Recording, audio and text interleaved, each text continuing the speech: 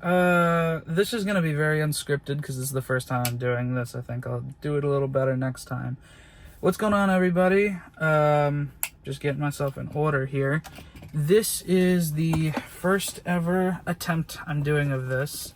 It's called the 24-hour review. Whenever people would ask me for a very long time what I thought about a movie, whenever I would go see it, I would say, I'll let you know in 24 hours. Because I personally, when I watch a movie, I like to think about that movie. I like to really digest that movie and my opinion of the movie, its content, and like what I liked about it, what I didn't like about it, that changes over the course of 24 hours sometimes. I think a really good example of this recently was a movie like Disclosure Day, where when I first watched it, I was like, yeah, that was pretty damn good. And then as I continued to think about it, I was like, yeah, that was a good movie, but it's a movie that, like, is not going to stick with me. It's a movie that, like, I enjoyed the process of it. I liked certain elements. I didn't like other elements. And overall, I think it's a movie that, while it was a good time, and I don't feel like I got, like, ripped off or anything, it's not a movie that I'm going to, like, take with me much longer than the 24 hours that I was thinking about it. So, I thought now is a good time to, like, start documenting that process of mine. So now the way that this is going to work is I'm going to go watch a movie. This one, as you can tell by the title, is Spider-Man Brand New Day. I'm going to sit in my car and give you first impressions. After I sit in my car and give you first impressions, I'm going to continue to think about the movie for the next 24 hours. My showing is a 1:05 p.m. showing. It's currently 1:06, but there's like 20 minutes of trailers that I don't really care about. And I'm going to come back and give you first impressions in the car, and then over the course of the next 24 hours, meaning tomorrow at 1:05 p.m., I will give my final verdict. My final verdict will not be like a traditional star rating. If you want a more general idea of like how my rating system is going to work, please go check out Jeremy Jahns. He's probably one of my most like trusted YouTube reviewers of stuff generally. If Jeremy Jahns says that he liked a thing, chances are I'll probably like it, so I usually give it a shot.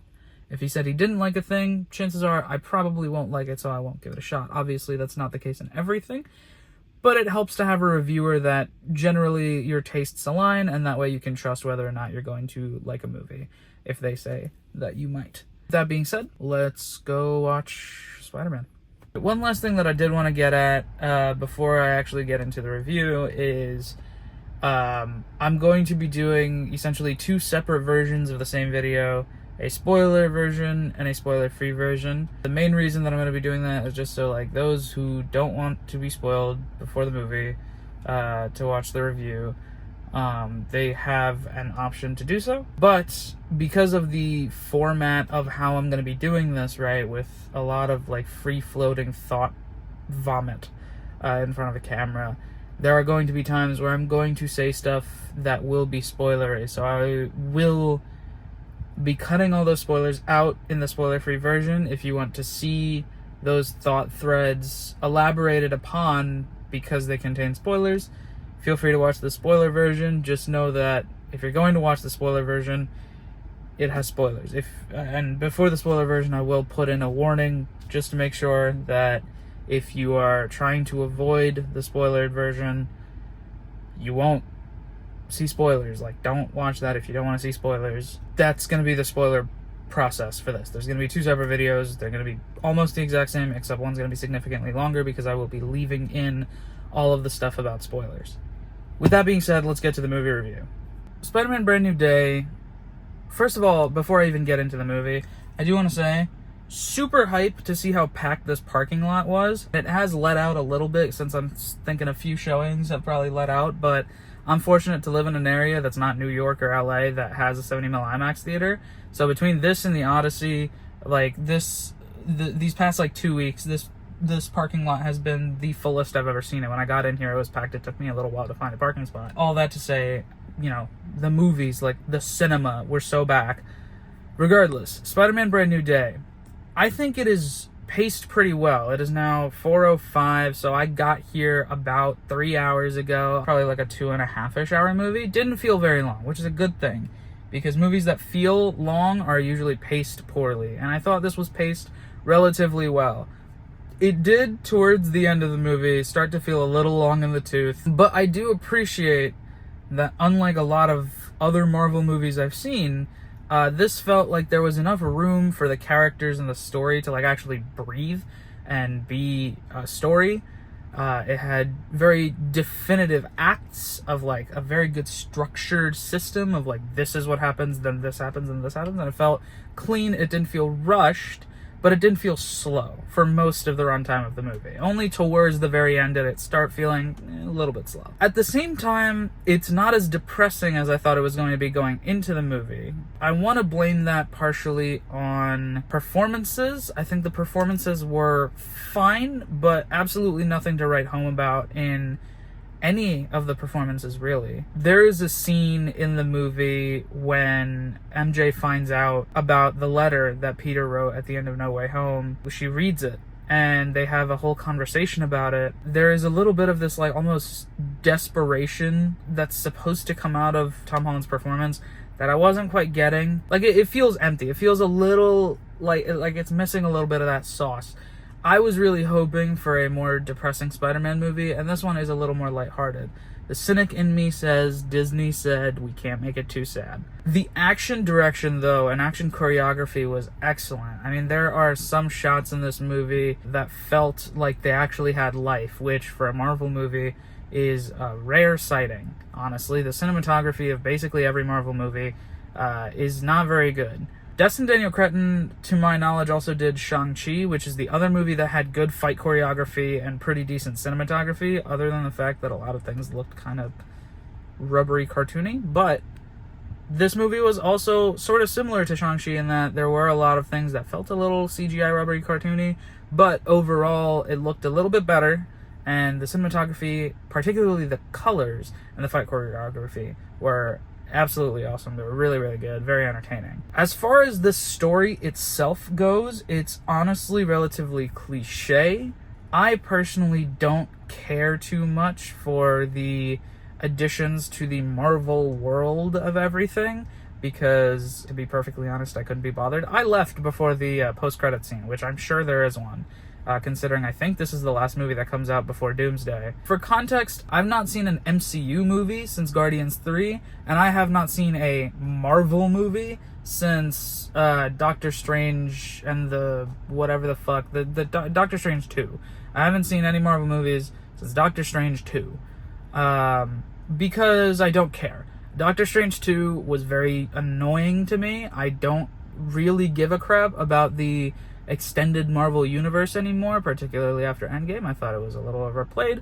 I got bored, I was ready to move on, and it was clear that they weren't because they wanted to make money. So I stopped watching, except Guardians 3. I thought Guardians 3 was pretty damn good, because it's James Gunn. I think James Gunn makes good movies. At the same time, in general, I don't care about the like larger Marvel implications that this movie has. Sadie Sink plays Jean Grey, character from the X-Men comics, which Marvel now owns. They've been like lightly teasing at it, from what I understand, for a few movies, and I know that what's-his-face shows up in the Doomsday trailer. Both of them show up, actually. Ian McKellen and Patrick Stewart both show up as their X-Men characters in the Doomsday trailer. I don't care. Am I gonna watch Doomsday? Probably not, to be perfectly honest with you, because I think that requires me to watch stuff that I haven't seen, and I don't care to.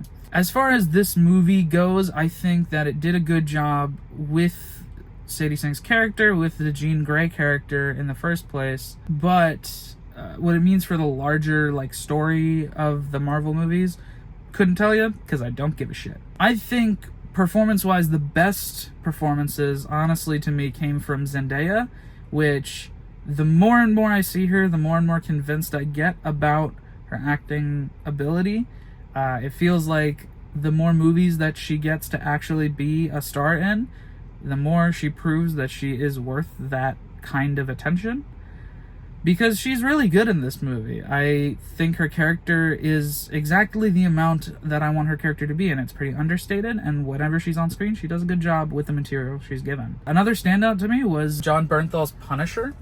I think he is really fun to watch, frankly, and I love the camaraderie that he has with Tom. It's clear that, and even watching, other interviews and stuff, because they're also just in Oppenheimer recently, Watching their press together is also very fun to watch. It's very clear that they have a really good relationship and dynamic going. When it comes to the overall story of the movie, I do appreciate how it has grown up. I think the material and the execution of it are much more mature than anything present in the older Spider-Man, the other Tom Holland movies.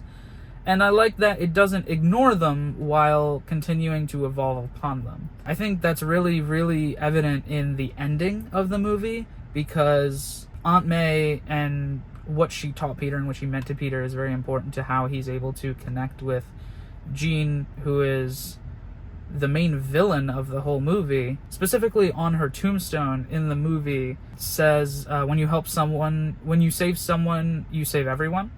Or something like that. When you help someone, you save everyone, or something like that. I think that is very evident, honestly, in this movie especially. I think it was less evident in No Way Home, frankly, because I think that movie was more concerned with smashing your action figures together, whereas this movie is actually telling a more human story, and I think it is much better for it. Overall, right out of the theater, I think this movie is pretty okay. I'm gonna have to sit on it to see like how it holds up in my head, but I had a good time. I think the action is absolutely the best part. The cinematography for a Marvel movie in particular is very, very good. I don't know that I would say any performance in this movie was like perfect or excellent or like top tier or anything like that, but they were all serviceable and they were all entertaining.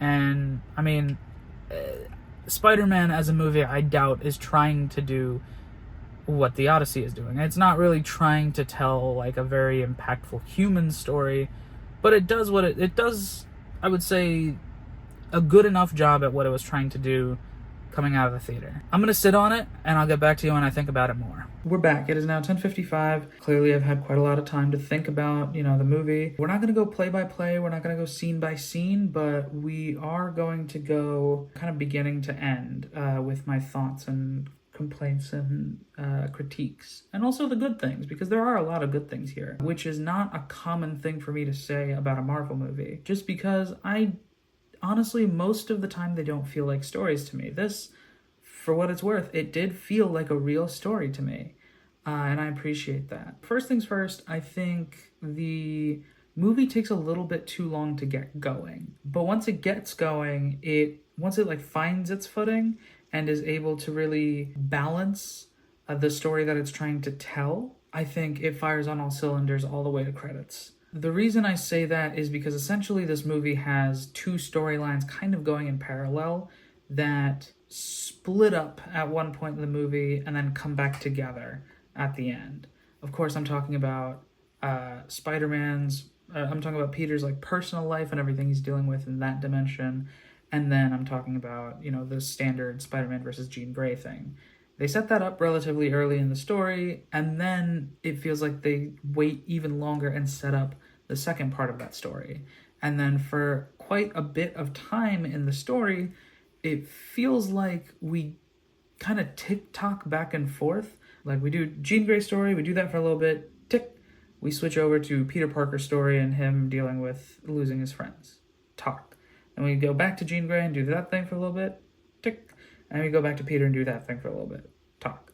There is a decent pacing of it all, but they feel very disjointed because they very infrequently have too much to do with one another. I want conclusions, I want answers, I want closure on both of them, and I don't, while I'm in it, I don't really care what happens to the other one. I will say, one of the best parts of this movie is absolutely some of the performances. I've seen Tom Holland do better in other roles of his. I'm one of the very few, honestly, probably, that thinks he was quite good as Telemachus in The Odyssey. The Spider-Man performance here is a little more understated, and I don't think it's nearly as interesting as I would have liked. But overall, I think it was a really good performance, even from him. Some of his sadder moments, I think he just didn't have the range or didn't want to showcase the range to hit those. He didn't nail those sadder moments, which is sad because some of the best parts of this movie are when Spider-Man is depressed. Some of his funnier stuff, some of his happier stuff, he really nails it. And he nails especially the tiredness that Spider-Man has in this from having to put up the Spider-Man facade so much. And I think he nails that part. But some of the sadder bits weren't quite there. What I was really impressed by was, like I said in the car, Zendaya seems to just be getting better and better with every movie I see her in. But like with every movie where she has like a meaningful role and meaningful screen time, she just keeps getting better and better in my eyes. Not that I ever thought that she was bad, but it feels like more and more directors are comfortable giving her like more to do in stories, and she meets the challenge really every time. I was really happy. I was really impressed, even to some degree, with the Zendaya performance, because she was in many ways the heart and soul of the movie. Another person who was really good was Jon Bernthal's performance. Like I said, is excellent in the movie. The story itself is a little bit box standard. Like it's a little not only is it predictable, frankly, but it leaves a lot to be desired in terms of its thematic meaning. Like, it feels very safe. It feels a little too sterilized and cleaned up and polished. And the cynic in me wants to say that's Disney working their magic. But it is a movie that I think had the opportunity to go into places that maybe it just didn't feel as comfortable going. The big one where this is going to show up is the Jean Grey storyline, right? I'm going to be very blunt about this. I didn't like her backstory. Frankly, I didn't think we needed to hear her backstory, because if you had cut that scene where Jean remembers how Sadie was, or Sarah, not Sadie, that should tell you just how important this character is. When Jean when you see the flashback sequence of how Sarah got taken, it doesn't tell me anything I didn't already know. Like, I already knew Sarah got taken. I already knew she remembered a thing called VMAX. I already knew that she also likely had powers because she was taken by Milchick.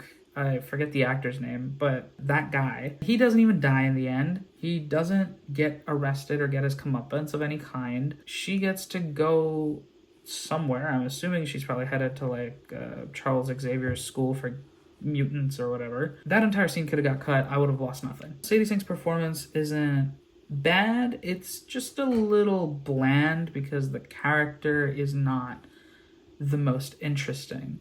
Her resolution and how her story ends, I think, is this movie's best part, with her finally peeking into the memory of Aunt May that she saw a glimpse of earlier, that the audience saw a glimpse of earlier in the movie, and then letting that whole scene play out, but with her as Peter, and then Peter joining in that scene later to like help get across this message of like, even when you put aside this special part of you, you just as the person, you still matter without everything else. You still matter without the special sauce. And I thought that was a very powerful story, and that was a great marriage of Peter's story and feeding into Jean Grey. I just think that if you wanted to tell that kind of story, you needed Jean to feel like she wasn't anybody without her specialness, like without her being special. Like, she needs to believe that Jean Grey is not worthy of love. She doesn't matter. It's only her powers that matter. She needs to feel that way. And she like does in some instances towards the end, but I don't think it's fleshed out enough for that to hit home as hard as they wanted. In the theater, I was like, wow, this is a really powerful scene. I think this was like where these two, it's the scene in which the two like parallel storylines happening in the story collide. Hours ago when I saw it in the theater, I was like, this is probably one of the best scenes in the movie. But with some time to think about it, I think it has come down a little for me in importance as well as landing. Those are kind of my thoughts on the whole movie a few hours in. So far, I'm really enjoying thinking about this movie all day because I think it is good enough to warrant thinking about. So I'll catch you guys, well, for you in a sec. It is 1:52 as of filming this bit here. I'm trying to think if my thoughts on the movie have changed or wavered at all since I last recorded. To be honest, I haven't thought about it too much more, so I don't have like a ton to say in terms of like, have my thoughts on the movie changed at all? I think my thoughts on the movie are honestly kind of very similar to where they were before especially on a non-spoiler level. I think getting out of the theater, I praised the pacing of the movie quite a bit. I think that praise has held up probably the best out of most of the praise that I had coming out of the theater. The pacing of the movie was exactly what I wanted it to be.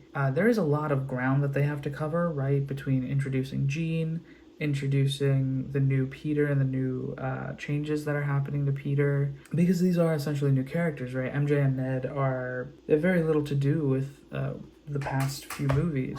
Hi, editing ish here. I'm realizing that what I said sounds really, really stupid. What I meant to say here was that because of the chronology of this movie taking place 4 years after the last one, all of these characters have grown and changed significantly from when we last saw them, so they do have to be reintroduced. I think in that way, because of how much ground they have to cover, it is actually paced quite well. And I really like the last scene. I think the last scene is excellent of the movie. It is exactly how I would have hoped it would be. If I'm perfectly honest, I think that last scene is like when it was leading up to like Peter being like, oh, I'm not gonna do this alone anymore, and it ends with him like going out and finding Ned and like reconnecting with him that way with their handshake, and then Ned, having still forgotten completely who Peter was, being able to connect the dots of like when MJ said Peter, Spider-Man's name is Peter, and then Ned doing the handshake with Peter, and then him connecting those dots himself. I think that was handled extremely well. It gives a ton of resolution to everything that happened. As good as that ending is, I think the story I don't want to say it falls flat in comparison to the ending that they gave, but it certainly isn't as well put together as that ending is. And that ending is carried exclusively by Tom and what's his name, Jacob Batalon. I think an underrated performance, honestly, was for me earlier was Sadie Sink's performance. I think she does a really good job with the material that she's given, which frankly isn't the most interesting. Yeah, I think that's really all I have to add 12 hours in. I'm going to sleep on it, which is going to eat up a lot of time, but I'm going to sleep on it and get back to you tomorrow, well, I guess later today. But I'm going to get back to you with the rest of my thoughts going into the next 12 hours. Okay, welcome back. It is 11:49. Thoughts aren't changing too much right now, like thinking more about the movie. Thoughts haven't really changed all that much since last we spoke that I can think of. I think the biggest takeaway from this is still going to be that this is one of the better Marvel movies that I've seen in years. Granted, with the power of hindsight, a lot of the older Marvel projects have diminished significantly for me, but this is probably one of the better Marvel movies of all of them, really. In that, while the plot is still pretty basic and doesn't really like tread any new ground, and while the overall execution of it isn't necessarily the most perfect, it is definitely a well orchestrated overall plot, even if it is relatively simple, which, if I'm being perfectly fair, is kind of the best Marvel movies in general. Some of the best Marvel movies, even from like the older ones, don't have a very complicated or deep plot, but it's a really strong execution of a pretty bog standard plot. Nothing that happens in the story, right, feels very groundbreaking or new or ambitious, I would say, but everything that is done well. So that's probably where I'm going to leave things for right now. We still have a little bit to go before it's been 24 hours, and I will get back to you then. It is now 1:10. It's been 24 hours since showtime. Technically, it hasn't been 24 hours since the end of the movie, but I'm going to go based off of the showtime, just because I think if I actually tried to make it stretch for 24 hours for a lot of movies, I would run out of things to say. I can already feel myself running out of things to say for this one. But I would say last little looks and thoughts about the movie. It's not a movie that I thought about a whole lot over the course of these past 24 hours, but whenever I did think about it, I did like it. I did like what I saw. Even if I'm not sure how much it's going to stick with me, just because the story itself is, while entertaining and enjoyable, not necessarily the most groundbreaking or thought-provoking, like The Odyssey, where I watched that movie over a week ago now, and I'm still thinking about it. I think the cinematography is excellent. I think the fight choreography is some of the best I've seen in an action movie in quite a long time. I think the colors are really bright and punchy and fun, even if the CGI can sometimes look a little too fake for my personal liking. I think the performances across the board are serviceable at worst and pretty damn good at best. I think the direction overall that this movie took from Destin Daniel Cretton, the Shang-Chi guy, is frankly a much better direction than Shang-Chi went, especially like the last third of the movie basically pisses me off.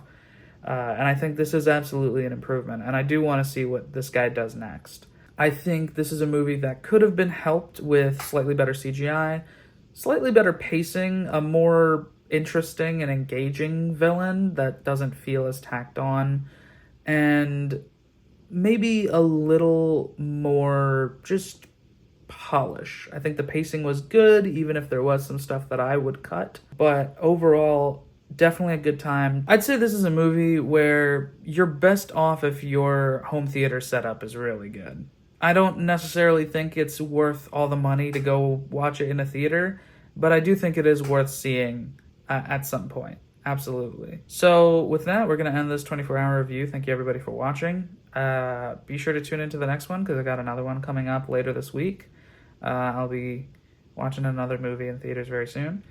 I'm really interested by this format because it's something that I've been doing for a while, and now I finally actually decided to sit down and record it. Like, comment, subscribe, etc. The usual stuff, you know. And I'll catch you guys next time.